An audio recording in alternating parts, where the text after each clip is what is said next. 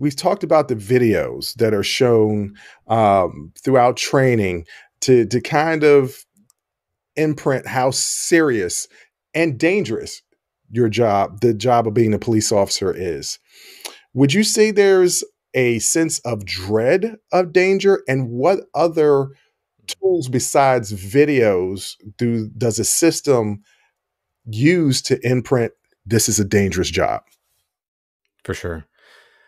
Similar to the conversation around fear, right? Where vigilance becomes dread, I think is an open question. But I do think that if we think about dread as something like a very emotionally laden expectation, then I 100% think it's dread. And so what I describe in the book, what the danger imperative is a lens that officers wear that is centered on the preoccupation with violence and the provision of officer safety. That is what the danger imperative is. And it's constructed, it's something that's recreated very intentionally within policing. It's not accidental.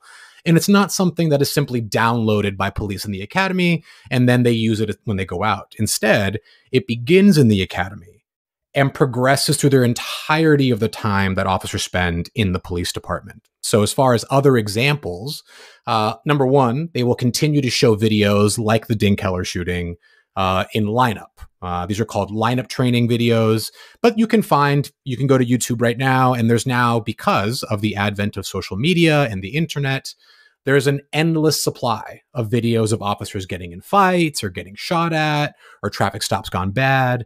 This is very different from 30 years ago when departments would trade VHS tapes, right? Or you'd only have the dash cams from your own department. Now there's a bottomless pool of examples that you can show in your department to your officers. So that reinforcement continues to happen. Another example that happens at lineup, which is when officers get together before they go out on patrol to be counted, like I'm here, here's your assignment, etc. In one department that I was in, they're called hot sheets. They used to be on paper, now they're all via email. But it's just a list of all the violent crime that has happened in the city over the past shift or so. Now, importantly, these are all violent crimes. They're aggravated assaults, they're robberies, they're homicides. But there's an important little beginning of each one of those incidents on a hot sheet. And it's OFCR SFTY or something similar. It's for officer safety. That's why you're being told about every single one of these incidents. Now, ostensibly, you can use these descriptions of the victim and the suspect to find somebody and arrest them for the crime that was committed. That's the ideal scenario. I've never seen that happen in practice. Never did I see somebody actually use one of these hot sheets as a means to stop somebody or arrest somebody. The likelihood is perishingly low, but that's going to be what leads to somebody being arrested. Okay. What it does show every shift is that violence is real. The violence is out there.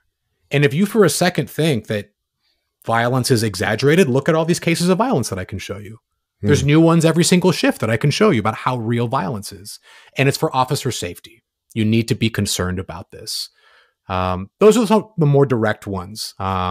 There's another example that comes to mind also from West River, which is my department on the West Coast. It's called an officer safety bulletin.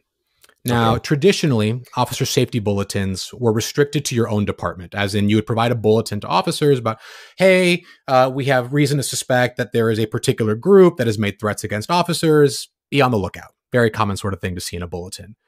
Because of a wide and growing intelligence network in the US, something that I call the threat network, you're actually crowdsourcing incidents of threat from across the country. And so one example that I saw in West River was a printout. The initial bulletin came from the Baltimore Police Department, and it showed a picture of a Super Soaker water gun that had been hollowed out and somebody had hidden a shotgun inside. Wow. And so that was the bulletin, was like, you need to be on the lookout because there is the possibility that water guns now have guns hidden inside. So be aware of this.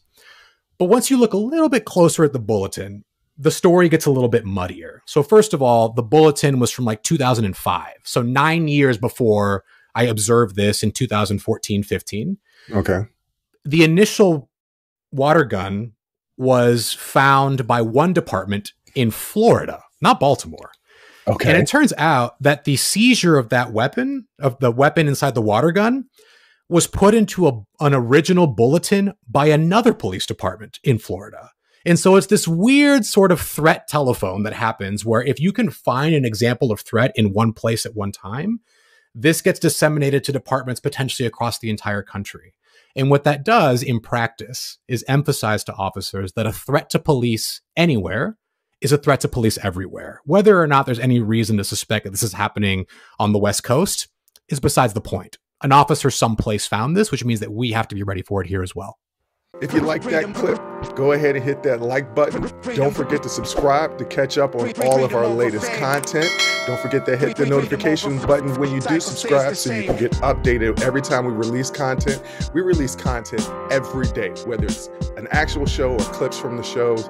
So go ahead and subscribe, like, comment. Also, don't forget our Patreon page where you can find our Talking Straight-ish and After Hours Uncensored episodes. That's patreon.com/unsolicited perspectives. But once again, thank you again for listening to Unsolicited Perspectives. I'm your host, Bruce Anthony, and I'm going to catch you next time. I'll holla.